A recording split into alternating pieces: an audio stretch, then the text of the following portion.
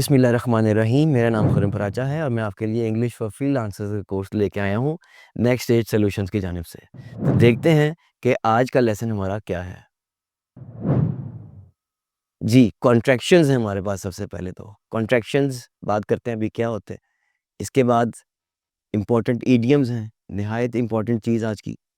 Communication के हवाले से ईडियम्स पे अगर ग्रिप हो तो बहुत शानदार तरीके से आप कम्युनिकेट कर सकते हैं। फिर आए थे जी इम्पोर्टेंट फ्रेज़ल वर्ब्स, ये भी एक इम्पोर्टेंट चीज़ है कम्युनिकेशन के लिए। और इम्पोर्टेंट प्रोवर्ब्स, मुहावरे और कहावतें। तो ये सारी चीज़ें आज डिस्कस होंगी। तो और बोनस भी तो है जनाब, बोनस के बगैर कैसे काम चल सकता है। तो सबसे पहले हम देखते हैं कॉन्ट्रैक्शंस। कॉन्ट्रैक्शंस, जैसा कि आप जानते हैं कि फ़िज़िक्स अगर पढ़ते हो, अगर आपने पढ़ी हो, तो उसमें होता है कॉन्ट्रैक्ट करना। कॉन्ट्रैक्ट का मतलब मुख्तसर करना, छोटा करना। तो इंग्लिश में भी कॉन्ट्रैक्शंस आते हैं। कॉन्ट्रैक्शंस का इस्तेमाल बहुत अच्छा कर देता है। जी, डेफिनेशन देखते हैं सबसे पहले। इसमें क्या है जी, contractions combine two words into one by omitting letters and using an apostrophe. जी, 2 लफ्ज़ों को एक बना दिया जाता है, कुछ लफ्ज़ों को छोड़ के, और अपॉस्ट्रोफी यूज़ करते हैं। ये जो एक कॉमा सा यूज़ करते हैं, बहुत सारे लोग कह रहे होते हैं जी ऊपर वाला कॉमा, ये ऊपर वाला कॉमा नहीं होता। ये देखिएगा ज़रा पॉइंटर। ये जो आई के बाद है, इसको हम अपॉस्ट्रोफी कहते हैं। तो इसमें हम लोग इसको कहते हैं अपॉस्ट्रोफी। इसके बाद फिर इसको यूज़ करते हैं इसके अंदर हम। तो for example, I am becomes I am. मिसाल के तौर पर जी, आई एम जो है वो आई एम बन जाता है। 2 लफ्ज़ थे आई और एम, और जब कॉन्ट्रैक्ट हुआ, मुख्तसर हुआ, तो वो आई एम बन गया। दूसरी एग्ज़ाम्पल देखिए, कुड नॉट, 2 लफ्ज़ है ना, इनको शॉर्ट करने के लिए ये बन जाता है कुडन्ट। कुडन्ट बन जाता है। कॉन्ट्रैक्शंस यूज़ करते हैं, कॉन्ट्रैक्शन का इस्तेमाल करते हैं, तो ये कुडन्ट बन जाता है। तो आगे देखते हैं, व्हाई यूज़ कॉन्ट्रैक्शंस। कॉन्ट्रैक्शंस का इस्तेमाल क्या है? ये तो हमें समझ आ गई कि 2 लफ्ज़ों को शॉर्ट किया तो वो कॉन्ट्रैक्शंस बन गए। अब इसका इस्तेमाल क्या है? Contractions make spoken English more natural and conversational. जी, स्पोकन इंग्लिश की बात हो रही है, स्पोकन लैंग्वेज की बात हो रही है। Contractions make spoken language more natural and conversational. तो ये जो है ज़्यादा कन्वर्सेशनल बन जाती है, नेचुरल बन जाती है। बोलते वक़्त हम बहुत सारे लफ्ज़ों को शॉर्ट कर देते हैं, तो ज़रा नेचुरल लग रही होती है। Contraction make written language less formal. जी, रिटन लैंग्वेज लेस फॉर्मल। लेकिन अगर किसी बॉस के साथ बात कर रहे हैं, किसी प्रिंसिपल, इदारे के प्रिंसिपल के साथ बात कर रहे हैं, अपने से सीनियर के साथ बात कर रहे हैं, वहाँ पे आप रिटन में वो नहीं लेके आएँगे, कॉन्ट्रैक्शंस यूज़ नहीं करेंगे। लेकिन जब ज़रा फॉर्मल दोस्त से बात कर रहे हैं, फैमिली मेंबर से बात कर रहे हैं, रिटन में भी खत लिख रहे हैं, कुछ ऐसा ईमेल लिख रहे हैं, तो वहाँ पे भी आप कॉन्ट्रैक्शंस यूज़ कर सकते हैं। Contraction improve reading fluency. जी, फ्लुएंसी में इज़ाफ़ा होता है, पढ़ने वाले को ज़रा आसानी रहती है। लेकिन मैं बार-बार कह रहा हूँ कि जब आप फॉर्मल होते हैं, जब आप एसेज़ लिख रहे होते हैं, जब आप कोई सरकारी लेटर वगैरह, खत वगैरह लिख रहे होते हैं, तो वहाँ पे आप कॉन्ट्रैक्शंस यूज़ नहीं करते। सिर्फ़ इनफॉर्मल यानी गैर रस्मी जो तहरीर होती है, उसके अंदर आप कॉन्ट्रैक्शंस यूज़ करते हैं। और स्पोकन इंग्लिश में तो होती ही कॉन्ट्रैक्शन का इस्तेमाल है। मिसाल के तौर पे, it is easier to say I am going than I am going. जी, आई एम गोइंग से कहना आसान है। आई एम गोइंग और I am going. We are excited sounds more casual than we are excited. We are excited, तेज़ी में हमने बात करनी होती है कि हमें बहुत खुशी है जी, हम बड़े एक्साइटेड हैं जी, हम बहुत पुरजोश हैं जी। तो हम ये नहीं कहेंगे वी आर एक्साइटेड, हम कहेंगे वी आर एक्साइटेड। तो शॉर्ट कर दिया हमने। अच्छा जी। तो ज़रा देखिएगा कि हम सिर्फ़ इंग्लिश में कॉन्ट्रैक्शंस नहीं यूज़ कर रहे होते। ये बड़ी इंपॉर्टेंट बात मैं करना चाह रहा हूँ। सिर्फ़ इंग्लिश में कॉन्ट्रैक्शंस नहीं यूज़ होती हैं, हमारी उर्दू, पंजाबी में भी कॉन्ट्रैक्शंस यूज़ हो रही होती हैं। मिसाल के तौर पे, हम कहते हैं कोई शरारत कर रहा है तो हम कहते हैं, "क्या कर रहे हो?" हालाँकि प्रॉपर उर्दू क्या है? क्या कर रहे हो? अब ये है किधर गया? क्या कर रहे हो? क्या कर रहे हो? है किधर गया? तो इसको भी हमने शॉर्ट कर दिया। तो हम बहुत सारे लफ्ज़ों को ऐसे ही शॉर्ट कर देते हैं, उर्दू के अंदर भी। तो ये मत सोचिएगा कि कॉन्ट्रैक्शंस का इस्तेमाल किसी न किसी तरीके से सिर्फ़ कॉन्ट्रैक्शन का इस्तेमाल सिर्फ़ ये ना सोचिएगा कि कॉन्ट्रैक्शंस का इस्तेमाल सिर्फ़ इंग्लिश में ही होता है, बल्कि उर्दू और बाकी दीगर लैंग्वेजेज़ में भी होता है किसी न किसी तरीके से। तो देखते हैं जी इम्पोर्टेंट जो हैं कॉन्ट्रैक्शंस क्या हैं? जी, फुल फॉर्म इसकी है आई एम। ये कॉन्ट्रैक्ट होके बन जाता है I am happy. I will, I'll बन जाता है I will go tomorrow. I would, I'd बन जाता है I'd like some coffee. I have, I've बन जाता है I've seen the movie या I've seen that movie. You are short होता है, contract होता है तो you are बन जाता है You are very kind. You will, you'll बन जाता है you'll be late. You would, you'd बन जाता है You'd better hurry. बेहतर होगा You have, you've done, you have, you've बन जाता है You have, you've बन जाता है You've done a great job. He is, he's बन जाता है He's a doctor. He is, he's बन जाता है He's a doctor. He will, he'll बन जाएगा He'll be there soon. He would, he'd बन जाता है He'd like to help. He has, he's बन जाता है He's finished his work. She is, she is very intelligent. She will, she'll call you later. She would, she'd love to go. She has, she's already left. It is, it's a beautiful day. It will, it'll be fine. We are, we are going to, we are going to the park. We are, we're going to the park. We will, we'll see you soon. We would, we'd appreciate your help. We have, we've, जरा गौर से देखिएगा we have क्या बन गया we've बन गया we've already eaten. They are, they are good friends. They will, they'll arrive tonight. अच्छा ये टू नाइट नहीं है जी ये tonight है tonight बोलना है टू नाइट नहीं होता They would, they'd prefer to stay home. They have, they've finished the project. Who is, who's at the door? Who will, who'll be the winner? Who has, who's seen my keys? Who has, who's seen my keys? What is, what's happening? What have, look what have you done? देखो तुमने क्या कर दिया? Where's the bathroom? Where have you been all day? Why is it too cold? How's it going? Isn't, is not है असल में is not, isn't, it isn't raining. Are not, aren't, they aren't here. Was not, wasn't, she wasn't happy. Were not, weren't, we weren't invited. Do not, don't, बहुत सारे लोग इसको don't बोलते हैं गौर से सुनेगा don't इसको don't नहीं बोलना तवज्जो से ये लफ्ज़ फिर से सुनिए लफ्ज़ है don't I don't understand और इसके बाद है जी does not doesn't he doesn't like spinach साग पालक he doesn't like spinach did not didn't she didn't go to the party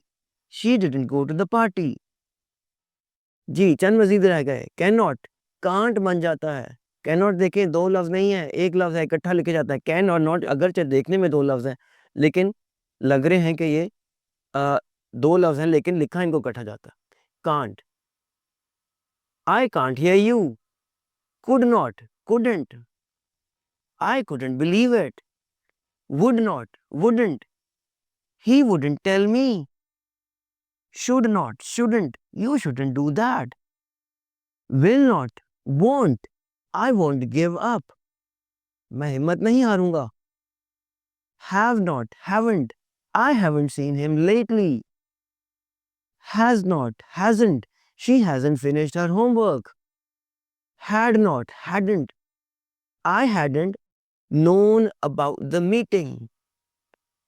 Let us, let's, ये भी आपने अक्सर सुना होगा. Let's, असल में ये let us होता है.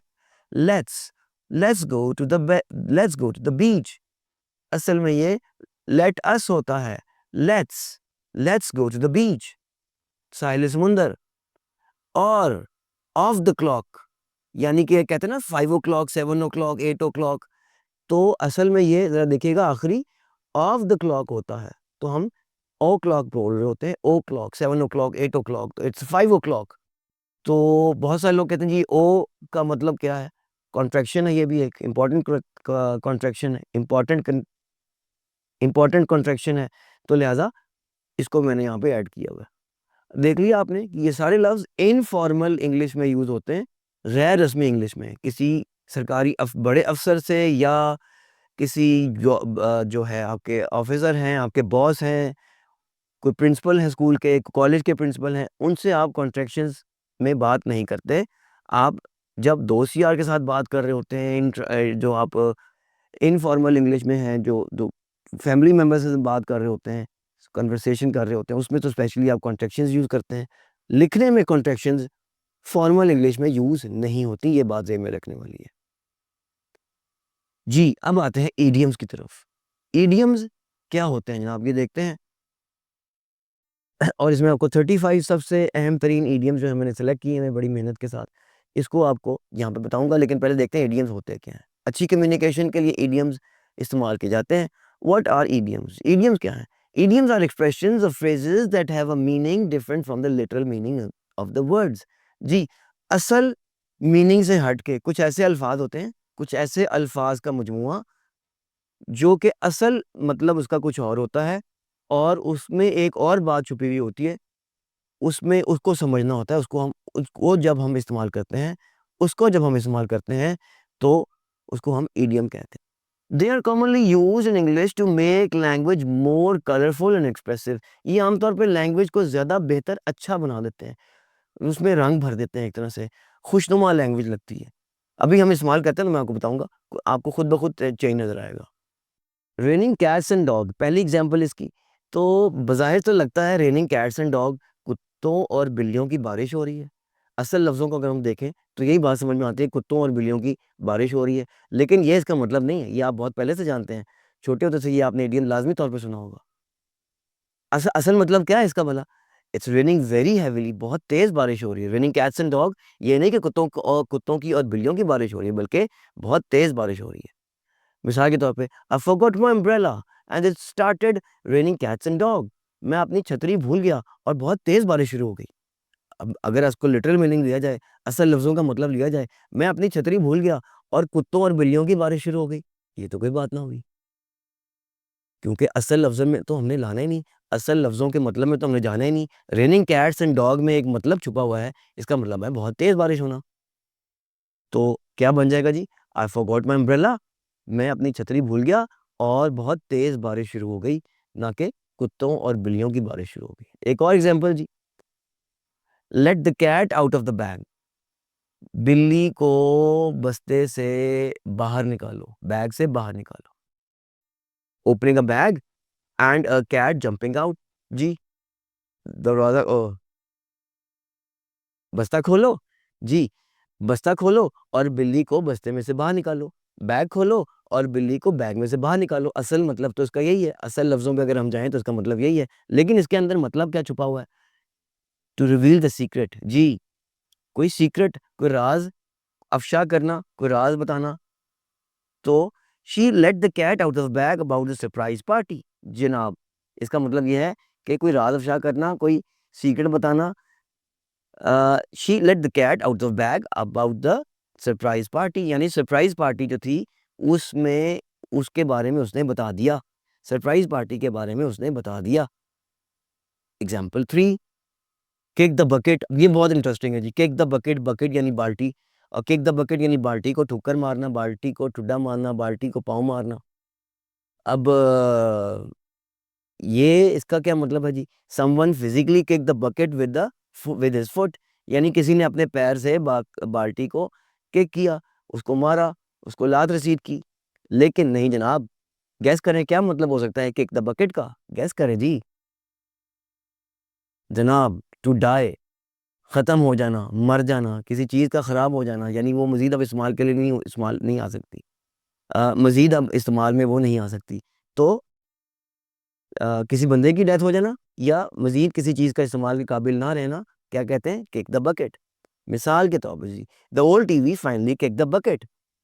ओल्ड टीवी आखिरकार ख़त्म हो गया, अब वो मज़ीद इस्तेमाल नहीं आ सकता। पुराना टीवी अब मज़ीद इस्तेमाल नहीं हो सकता। तो अगर हम लिटरल मीनिंग लेंगे, अगर इसका हम वाक़ई जो असल लफ्ज़ों का मतलब बनता है, वो तो बड़ा उल्टा-सा मतलब बन जाएगा। टीवी ने लात रसीद की, ऐसा तो नहीं है। लेकिन किक द बकेट का मतलब, the old TV finally kick the bucket, यानी पुराना टीवी आखिरकार अब मज़ीद इस्तेमाल के काबिल नहीं रहा। तो ये हैं जी कुछ इडियम्स जो मैंने आपके लिए सेलेक्ट किए हैं। अच्छी कम्युनिकेशन और फ्रीलांसिंग के लिए ये बहुत बेहतरीन इडियम्स हैं और आपके बहुत काम आ सकते हैं। इनको याद कर लें, इनको ज़हन-नशीन कर लें, इनका स्क्रीनशॉट ले लें। ये कम्युनिकेशन के वक़्त आपके सामने हर वक़्त होने चाहिए। नंबर 1 जी, अ विन-विन सिचुएशन। क्या मतलब है जी विन-विन सिचुएशन का? थोड़ा तो अंदाज़ा हो गया होगा। फ्रीलांसिंग और अच्छी कम्युनिकेशन को ज़हन में रखते हुए ये सारे मैंने सेलेक्ट किए हैं। सिचुएशन और outcome where everyone involved benefits और गेन समथिंग पॉजिटिव। जी, हर पार्टी को फ़ायदा होगा, यानी जो आपके क्लाइंट हैं उनको भी फ़ायदा होगा और आपको भी फ़ायदा होगा। Negotiating a fair contract is a win win situation for both the client and the freelancer. यानी अगर आप किसी अच्छे कॉन्ट्रैक्ट को अच्छे तरीके से बना लेते हैं, कोई अच्छा मुआहदा कर लेते हैं, तो ये विन-विन सिचुएशन है, यानी दोनों का फ़ायदा है, क्लाइंट का भी और फ्रीलांसर का भी। जी, action speak louder than words.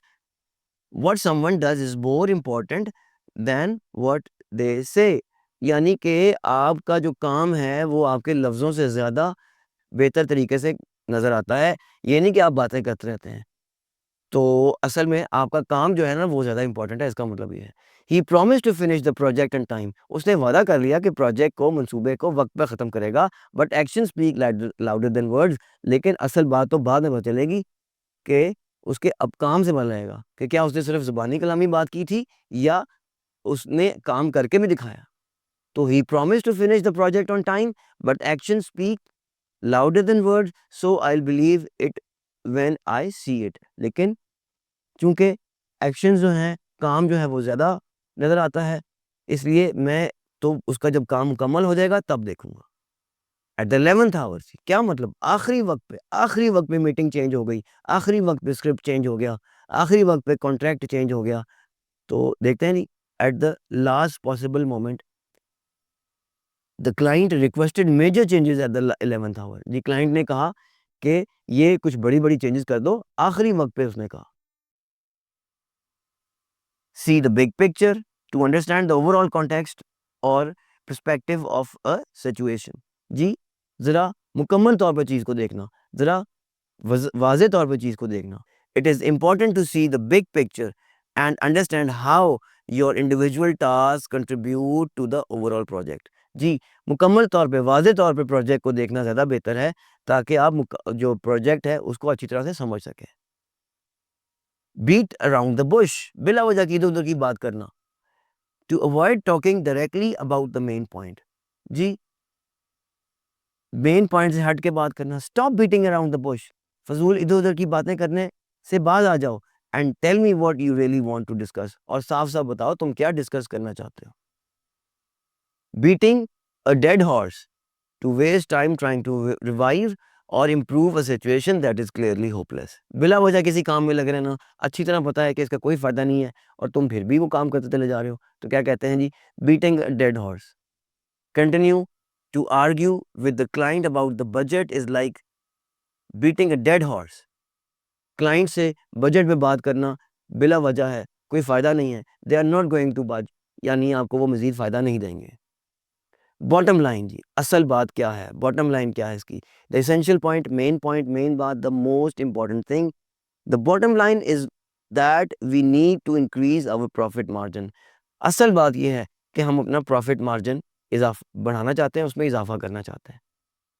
Burn bridges to destroy relationship और अपॉर्चुनिटीज। जी, कम्युनिकेशन के अंदर, फ्रीलांसिंग के अंदर बर्न ब्रिजेस बहुत इंपॉर्टेंट इडियम है। यानी आप अपना ख़राब कर लेते हैं अपने रिलेशनशिप्स, अपने ताल्लुकात, अपने मौक़े ज़ाया कर देते हैं। Criticising your previous employer is burning bridges that could hurt your future job prospects. यानी कि अपने माजी के, अपने साबका बॉस के मतलब बात करते हैं अगर आप, उस पर तनकीद करते हैं अगर आप, तो आप अपने ताल्लुकात ख़राब कर रहे होते हैं। तो ये बात फिर ज़ाहिर है अच्छी नहीं है। Call a spade. असल बात को, ठीक बात को ठीक तरीके से कहना, हक बात करना। To speak frankly and honestly, frankly बात करना, ऑनेस्टली बात करना, इवन इफ इट्स अनप्लेजेंट। अगर जब वो खुशगवार नहीं है फिर भी वो बात कर देना, तो हम उसके लिए कहते हैं call a spade a spade. Let's call a spade a spade. सच्ची बात करते हैं। The project is behind schedule and we need to take action. असल बात यह है, सच्ची बात यह है कि प्रोजेक्ट जो है वो स्केड्यूल के मुताबिक, तय किए गए मामूल के मुताबिक नहीं चल रहा। इस पे हमें काम करना होगा, हमें एक्शन लेना होगा। Cost N arm and leg. Literal meaning में जाते हैं तो क्या जी, इसकी कीमत एक बाजू और एक टांग है। इसकी कीमत एक बाजू और एक टांग है? नहीं जी, ऐसा बिल्कुल नहीं है। इसका मतलब है बहुत expensive, to be very expensive. Custom software development can cost an arm and a leg, but it's often necessary for specialized needs। जी, सॉफ्टवेयर को ग्राहक की, क्लाइंट की मर्जी के मुताबिक कहना ये बड़ा महंगा पड़ता है, लेकिन ये बड़ा ज़रूरी भी है। नेसेसरी लफ्ज़ मैंने बोला, बहुत लोग नेसेसरी बोल रहे होते हैं। ज़रा ध्यान रखिएगा, द वर्ड इज़ नेसेसरी। ज़रूर इस ज़हन को ज़रूर इस लफ्ज़ को ज़हन में रखिए, ये बहुत इंपॉर्टेंट लफ्ज़ है। स्पीक योर माइंड, दिल की बात करना, जो दिमाग में है, जो दिल में है वो बात करना। To express your thoughts and feelings openly, दिल और दिमाग की बात खुले तरीके से करना। Don't be afraid to speak your mind if you have any concerns about the project timeline।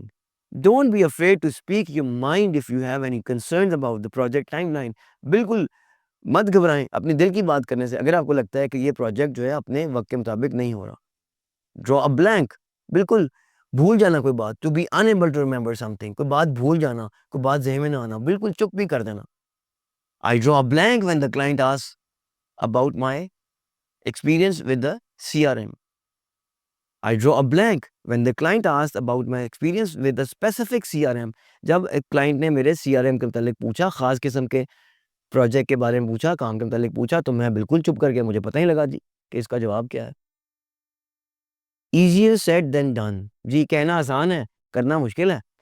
Something that seems easy to say but is difficult to do। Building a successful freelancing business is easier said than done। जी, कामयाब freelancing का जो कारोबार है, वो कहना तो बड़ा आसान है, लेकिन करना ज़रा उतना आसान नहीं है। It takes hard work and dedication. इसमें मेहनत की ज़रूरत है और अब डेडिकेशन, अपने आप को लगन के साथ काम करवाने की ज़रूरत है, वक़्फ़ करने की ज़रूरत है। फेस द म्यूज़िक, म्यूज़िक का सामना करना, कितना अच्छा आइडिया लग रहा है ये, फेस द म्यूज़िक। लेकिन ना भाई, the to accept the unpleasant consequences of your action. जी, नाखुशगवार नताइज का सामना करना। कोई गलत काम हो गया, अब तो डांट पड़ेगी, अब तो क्लाइंट नाराज़ होगा, तो इसके लिए हम यूज़ करते हैं फेस द म्यूज़िक। वैसे तो कहते हैं डांट पड़ जाएगी, the boss will be angry, the client will be angry. नहीं, ईडीएम जब यूज़ करना हो, face the music, you have to face the music. It's time to face the music and admit that we are behind schedule. जी, वक्त आ गया है कि हम नाखुशगवार बात को सुने और मान लें कि हम स्केड्यूल के मुताबिक नहीं चल रहे। Get start get straight to the point, get straight to the point, असल बात पे आना। To talk about the most important thing immediately, यानी फौरी तौर पे सबसे अहम तरीन बात कर देना। Get straight to the point. What are your biggest challenges with the current website. सीधी सीधी बात करें, फौरन असल बात पे आएँ और बताएं कि आपके असल मसाइल क्या हैं इस मौजूदा वेबसाइट के मुतालिक। जी, don't count your chicken before they are hatch. Don't count your chicken before they hatch, यानी कि जब तक पूरा ना हो जाए, उस ऊपर तवज्जो ज़्यादा इतना से मत देखो। यानी don't rely on something good happening until it's actually happened. काम कोई अच्छा हो रहा है, तो ज़रूरी नहीं कि उसका एंड भी अच्छा हो। लिहाजा don't count your chickens before they hatch. The client hasn't signed the contract yet. अभी ज़्यादा खुश मत हो, क्लाइंट ने अभी कॉन्ट्रैक्ट साइन नहीं किया, अभी ज़्यादा खुशी मत मनाओ, ग्राहक ने, क्लाइंट ने उस पे जो मुआहदा है उस पे दस्तखत नहीं किए अभी। Take the plunge, make a bold and risky decision. जी, बोल्ड काम करना, रिस्की काम करना, खतरनाक काम करना, रिस्क लेना। I decided to take the plunge and quit my job to become a full time freelancer. मैंने एक बड़ा फैसला किया और अपनी जॉब छोड़ दी और फ्रीलांसर बन गया मैं। To get the extra mile, to do more than is expected. जी, उम्मीद से ज़्यादा काम करना, मुतवक्को काम से ज़्यादा काम करना, यानी इज़ाफ़ी काम करना। By delivering the project a week ahead of schedule, I went the extra mile for the client. जी, 1 हफ्ता पहले ही मैंने काम कर लिया और उसके लिए मैंने ज़्यादा मेहनत की। Hit the road block, यानी कि to encounter an obstacle, किसी रुकावट का सामना करना। To encounter an obstacle or difficulty that prevents progress, ऐसा काम सामने आ जाना जो रुकावट बने, तो हम कहते हैं हिट द रोड ब्लॉक या hit a road block. We have hit a road block with the website development, we can't figure out how to implement this feature.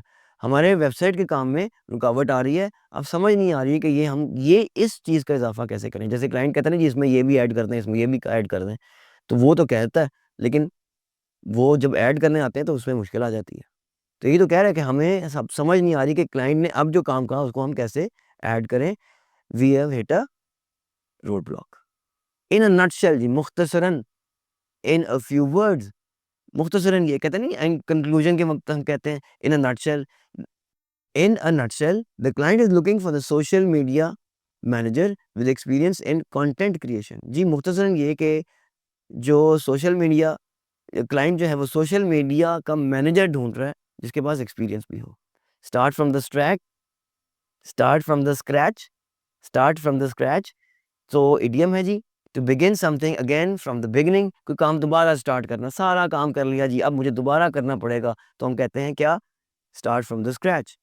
The software code was corrupted, लो जी, सारी मेहनत हो गई लेकिन software का जो कोड था वो करप्ट हो गया, so we had to start from the scratch. तो हमें सारा काम दोबारा से करना पड़ेगा। Kill two birds with one stone जी, एक तीर से दो शिकार करना कहते हैं ना उर्दू में। To achieve two things at once, एक वक्त में दो फायदे उठाना। By attending the industry conference I can network and learn about new trends, killing two birds with one stone. जी, मैंने जो कॉन्फ्रेंस अटेंड की उसमें मैंने एक तीर से दो शिकार किए। मैंने जो कॉन्फ्रेंस अटेंड की उसमें मैंने एक तीर से दो शिकार किए, मुझे तजर्बा भी मिल गया और मुझे अब नए ट्रेंड्स का भी पता चल गया। Know something inside and out, मुकम्मल तौर पे किसी बात को जानना। To be very familiar with something, I know this software inside out, मुझे इस सॉफ्टवेयर का सारा कुछ पता है। So I am confident I can fix the bug, लिहाजा मुझे यकीन है, मुझे एतमाद है कि मैं इस मसले को हल कर लूँगा। Let the cat out of the bag to reveal a secret, कोई बात रिवील करना, बताना। Someone let the cat out of the bag about the company merger, किसी ने कंपनी का मर्जर हो रहा था, दो कंपनी एक हो रही थी, तो किसी ने ये बात बहुत पहले से ही बता दी, सीक्रेट पहले से ही बता दिया। Make a long story short to tell something briefly, यानी कोई बात को मुख्तसरन बयान करना। To make a long story short to make a long story short the client decided to go with a different agency. मुख्तसरन ये कि ग्राहक ने, क्लाइंट ने दूसरी एजेंसी के साथ काम करने का फैसला कर लिया। मिस द बोट, कोई फ़ायदा मिस कर देना। टू मिस एन अपॉर्चुनिटी, कोई मौका खो देना। I missed the boat on the freelancing gig because I didn't submit my proposal in time. मैंने मौका खो दिया एक अपनी फ्रीलांसिंग के काम का, क्योंकि मैंने अपनी पेशकश वक्त पे नहीं दी थी। On the same page, in agreement, having the same understanding। जी, एक ही बात पे आना, यानी मैं भी वही बात कर रहा हूँ, क्लाइंट भी वही बात कर रहा है, तो हम कहते हैं on the same page। It's crucial that we are all on the same page। बड़ा ज़रूरी है कि हम एक ही बात पे मुत्तफ़िक हो जाएँ regarding the project goals and objective, project के मकासद के मुतालिक और उसके जो गोल्स हैं, जो टारगेट्स हैं उनके मुतालिक। out of the blue, unexpectedly, गैर मुतवक्को. The client called me out of the blue with a request for some last minute changes. Client ने गैर मुतवक्को तौर पर मुझे एक रिक्वेस्ट की कि जनाब आखिरी वक्त पर ज़रा ये तब्दीली तो कर दें. The ball is in your court. अब आपकी बारी है जनाब. It's your turn to make a decision और टेक डिसीजन या take action. I have sent you the contract. मैंने आपको कॉन्ट्रैक्ट भेज दिया है. Now the ball is in your court. Read between the lines. अंदर वाली बात को समझना. बात कही नहीं जा रही लेकिन असल बात को समझें कि इसका कहने का मकसद क्या था, उसको समझें. To understand the hidden meaning behind something. Reading between the lines, I think the client is hesitant about the proposed budget. अगर मैं अंदर की बात को समझ गया हूँ तो क्लाइंट जो है वो झिझक रहा है, परेशान हो रहा है जो हमने उसको बजट दिया. थिंक आउटसाइड द बॉक्स, यानी ज़रा हट के सोचना. To think creatively and unconventionally, ज़रा गैर रवायती तौर पे सोचना. The client wants something truly innovative, so we need to think outside the box. Client को बहुत कुछ मुख्तलिफ सी चीज़ चाहिए, लिहाजा हमें ज़रा और तरीके से सोचना होगा. जी, ये तो थे हमारे इडियम्स. अब आते हैं फ्रेजल वर्ब्स की तरफ. फ्रेजल वर्ब्स क्या होते हैं जी? What are phrasal verbs? A phrasal verb is a combination of verb and one or more particles, a preposition or an adverb that go together create a meaning different from the original verb. Original कुछ ऐसे अल्फाज का मजमूआ, एक verb और एक preposition या adverb का मजमूआ. यानी वर्ब, अभी आगे देखते हैं जी. स्ट्रक्चर्स का देखते हैं तो आपको समझ आ जाएगी बात. वर्ब के साथ आप या तो प्रेपोजिशन जोड़ते हैं या एडवर्ब जोड़ते हैं तो एक नया मतलब बन जाता है. मिसाल के तौर पे जी, लुक आफ्टर, यानी ये देखें, लुक आफ्टर. लुक का मतलब देखना, आफ्टर का मतलब बाद में. अब ये दोनों लफ्ज मिल जाते हैं तो इसका मतलब क्या बन जाता है? टू टेक केयर ऑफ, ध्यान रखना. अब देखें, लुक का मतलब और है, आफ्टर का मतलब और है, लेकिन जब लुक आफ्टर बन गया तो तीमारदारी करना, इयादत क्या करना, उसका ख्याल रखना. लुक आफ्टर योर ब्रदर, उसका ख्याल रखना. Look after the patient, patient की तीमारदारी करना. तो देखा आपने कि जब दो लफ्ज़ मिल जाते हैं, पहला वर्ब और दूसरा कोई और लफ्ज़, तो ये एक नया मतलब देने लगता है. ऐसे लफ्ज़ों को कहते हैं फ्रेजल वर्ब्स. ऐसे अल्फाज के मजमू में कहते हैं phrasal verbs. She looks after her younger brother. वो अपने छोटे भाई की देखभाल करती है, उसको देखती है. एक और मिसाल जी, टर्न ऑफ. टर्न का मतलब मुड़ना, ऑफ का मतलब अलहदा हो जाना, बंद कर देना. लेकिन जब हम ये आते हैं फ्रेजल वर्ब की तरफ, इसके दोनों मतलब को इकट्ठा करते हैं, टर्न और ऑफ को इकट्ठा करते हैं, तो इसका मतलब क्या होता है? Switch off. Please turn off the TV. Please turn off the computer. Turn off. Please turn off the light before leaving. जाने से पहले लाइट बंद करके जाइएगा. Give up. गिव का मतलब देना, अप का मतलब ऊपर. लेकिन जब गिव अप मिल जाता है तो क्विट कर देना, छोड़ देना. मिसाल के तौर पर जो जुमला है, he gave up smoking last year. उसने तंबाकू नोशी पिछले साल छोड़ दी. तो देखते हैं जी इंपॉर्टेंट जो है फ्रेजल वर्ब्स क्या हैं. समझ तो आपको आ गया होगा. फ्रेजल वर्ब का इस्तेमाल भी लैंग्वेज को अच्छा बनाता है, ज़ुबान में निखार पैदा करता है. कोशिश करें कि ये फ्रेजल वर्ब्स आपको लाजमी तौर पे आते हैं. बहुत ज़्यादा नहीं है, सिर्फ 25 हैं. आपको उनको देखना होगा, उनको ज़हन नशीन करना होगा. स्क्रीनशॉट ले लीजिएगा और प्रिंट अगर मुमकिन हो प्रिंट ले लें और सामने रखें. जब भी ज़रूरत पड़े इनको क्लाइंट के साथ जब गुफ्तगू कर रहे हो तो ये सामने रखें ताकि आपको उसकी जो है वो कि उसका इस्तेमाल कर सकें आप, ताकि ताकि आप उसको इस्तेमाल कर सकें और उसका फ़ायदा उठा सकें. तो बैकअप है जी. सबसे पहले जी बैकअप है टू सपोर्ट समथिंग. किसी चीज़ को सपोर्ट करना जी. कहते नहीं बैकअप में कितनी चीज़ें पड़ी हुई हैं. My portfolio backup my claim of experience. मेरा जो पोर्टफोलियो बना हुआ है वो बैकअप कर रहा है, सपोर्ट कर रहा है मेरे एक्सपीरियंस को, मेरे एक्सपीरियंस के दावे को सपोर्ट कर रहा है जी. तो अब अगला है ब्रिंग अप. तो ब्रिंग अप एक ऐसा फ्रेजल वर्ब है. यहाँ पे आपको ये बात भी बता दूं कि कई फ्रेजल वर्ब होते हैं कि दो से ज़्यादा मीनिंग्स भी हो सकते हैं. मिसाल के तौर पे ब्रिंग अप को देख लें. ब्रिंग अप का मतलब एक तो ये अभी आप बात करते हैं जो लिखा हुआ है, लेकिन एक और ब्रिंग अप का मतलब है परवरिश करना. अगर आपने अक्सर ये जुमला सुना होगा, bring up the holy prophet सल्लल्लाहु अलैहि वसल्लम was brought up by his grandfather, ये बाय हिज अंकल. तो परवरिश करना. लेकिन यहाँ पे मतलब जो मैं यहाँ पे आपको बात दिखा रहा हूँ यहाँ पे, टू इंट्रोड्यूस अ टॉपिक, यानी किसी टॉपिक को पेश करना, मुतारिफ करवाना। I will bring up the payment terms in your next meeting. मैं जो है पेमेंट टर्म्स वो उसको नेक्स्ट मीटिंग में लेके आऊँगा। Come across to find something unexpectedly, को गैर मुतवक्को तौर पे कोई चीज़ सामने आ जाना। I came across a useful article about freelancing, मुझे फ्रीलांसिंग के मतलब एक बड़ा अच्छा आर्टिकल तहरीर मिल गई। Come up with, to arise और अकर, कोई सामने मिलना, कोई चीज़ मिलना। प्रॉब्लम केम अप विद, कुछ चीज़ सामने आना। A problem came up with the website design, website design के मतलब एक मसला सामने आ गया। कट ऑफ, टू इंटरप्ट और डिस्कनेक्ट, अलहदा कर देना, रुकावट डालना या डिस्कनेक्ट करना।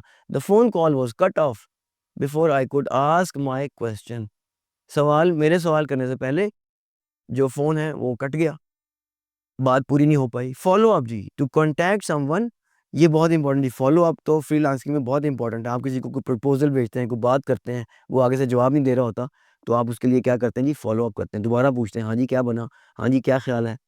लेकिन फॉलो अप में बहुत मोहतात रहना चाहिए, इससे अगला जो है, जो क्लाइंट है, वो इरिटेट ना हो जाए, परेशान ना हो जाए। This is very important. आपने उसको फॉलो अप करना है, लेकिन ऐसे तरीके से कि आप उसको परेशान ना करें। I will follow up with the potential client next week, मैं इस क्लाइंट से मज़ीद अगले हफ्ते फिर बात करूँगा। ये पोटेंशियल है, ये काम दे सकता है, इसके अंदर पोटेंशियल है।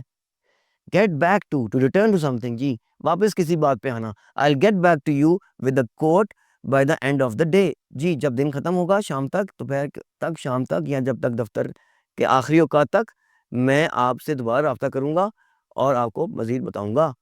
गो ओवर, कोई चीज़ दोबारा से देखना या पढ़ना। टू रिव्यू और examine something, let's go over the clients requirement together, देखते हैं जी क्लाइंट की रिक्वायरमेंट्स क्या हैं, क्लाइंट की जो ज़रूरियात हैं, जो उसने जो बताई नहीं अपनी ज़रूरियात, वो क्या हैं, इकट्ठे देखते हैं। हैंड इन, कुछ चीज़ जमा करवाना।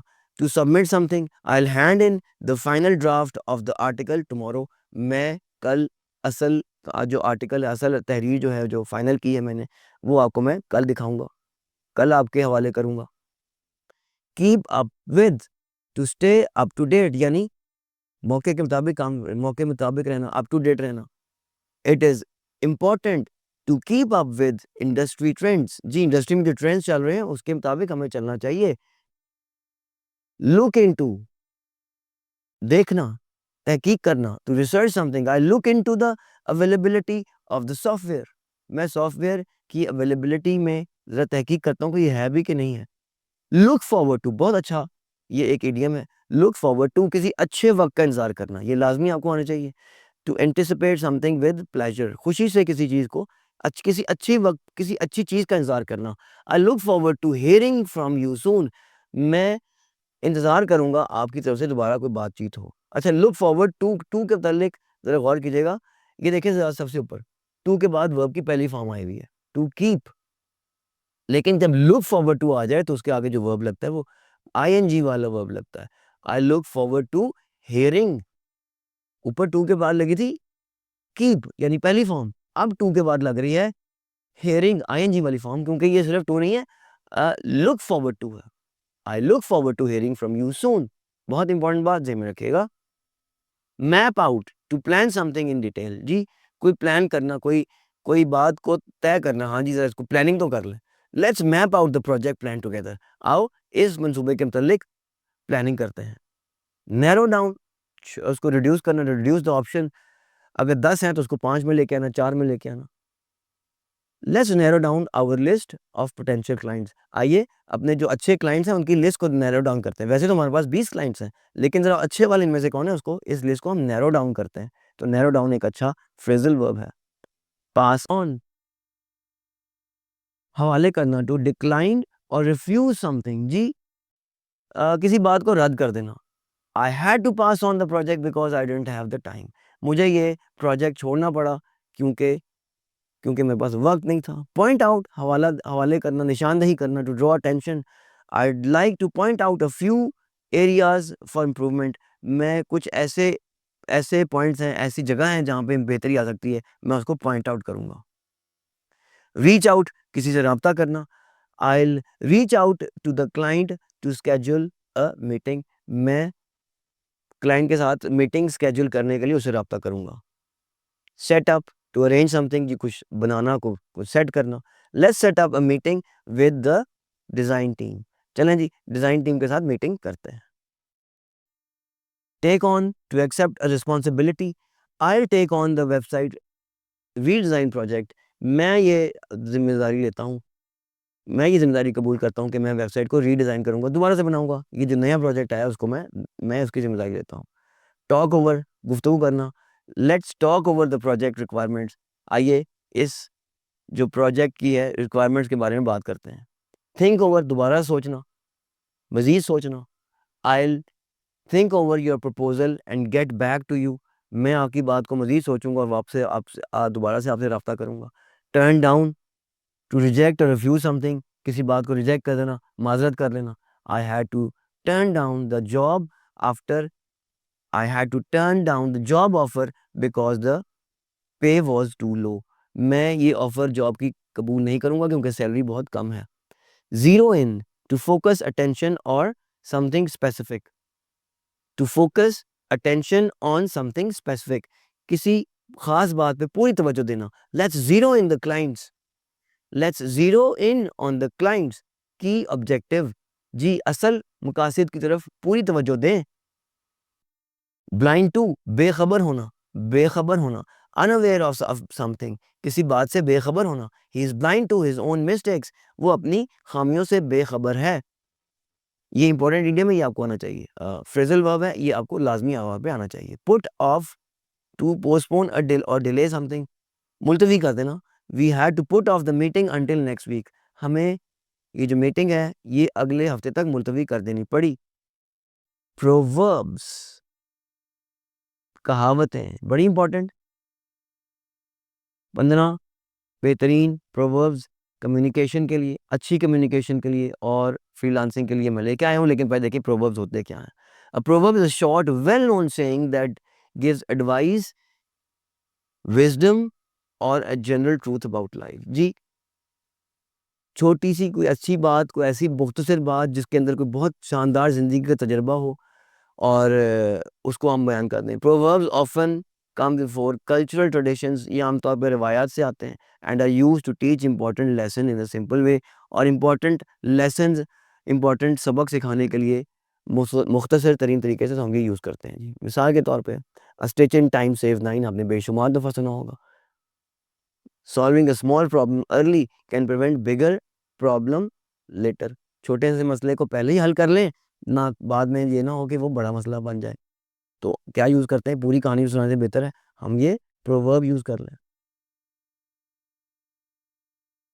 Honesty is the best policy, हज़ारों दफ़ा सुना होगा, अमल कम ही लोग करते हैं, लेकिन honesty is the best policy. क्या मतलब है जी इसका? Telling the truth is always the right choice, ये बताना कि जनाब असल सच्चाई जो है वो असल चीज़ है, तो हम बोलते हैं honesty is the best policy. एक और मिसाल जी, all that glitters is not gold, हर चमकती चीज़ सोना नहीं होती, हर चमकती चीज़ सोना नहीं होती। बहुत कोई बंदा अट्रैक्ट किसी तरफ हो रहा हो, मुतवज्जो हो रहा हो, तो आप कहते हैं नहीं यार ये फ़िज़ूल चीज़ है क्योंकि हर चमकती चीज़ सोना नहीं होती। तो तब हम वहाँ पे कहते हैं all that glitters is not gold. Meaning appearances can be deceptive, कि ज़ाहिरियत यानी बज़ाहिर जो चीज़ नज़र आ रही हो वो धोखा दे सकती है। तो देखते हैं जी इम्पोर्टेंट प्रोवर्ब्स क्या हैं।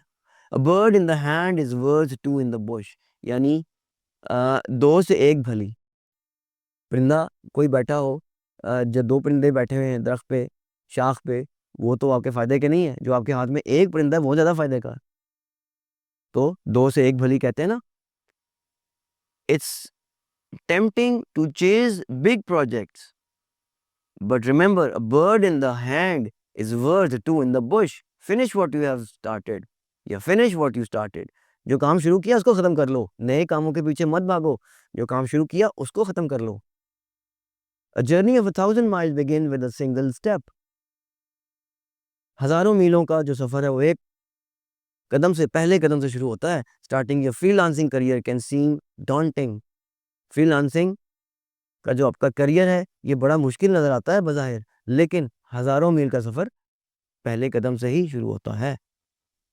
All good things come to 1,000 all good things come to those who wait, सारी अच्छी चीज़ें उनके पास आती हैं जो सब्र करते हैं। Finding the right clients takes time, अच्छे क्लाइंट को मिलने में टाइम लगता है। All that comes to those finding the right clients takes time, all good things come to those who wait. जी, अच्छा क्लाइंट वक्त अच्छा क्लाइंट के आने में वक्त लगेगा, क्योंकि सारी अच्छी चीज़ें आराम से ही आती हैं, सब्र से आती हैं। All that glitters is not gold, हर चमकती चीज़ सोना नहीं होती, मेरी अभी बात हुई। Don't be fooled by promises, उसके वादों में मत आना। Remember that all that glitters is not gold, उसके बातों में मत आना, उसकी बातों को सही मत समझना, क्योंकि हर चमकती चीज़ सोना नहीं होती। बेटर लेट देन नेवर, जी मोटरवे पे लिखा होता है, देर से पहुंचना ना पहुंचने से बेहतर है। It will be it will be to do it will be It's better to do something late than not at all.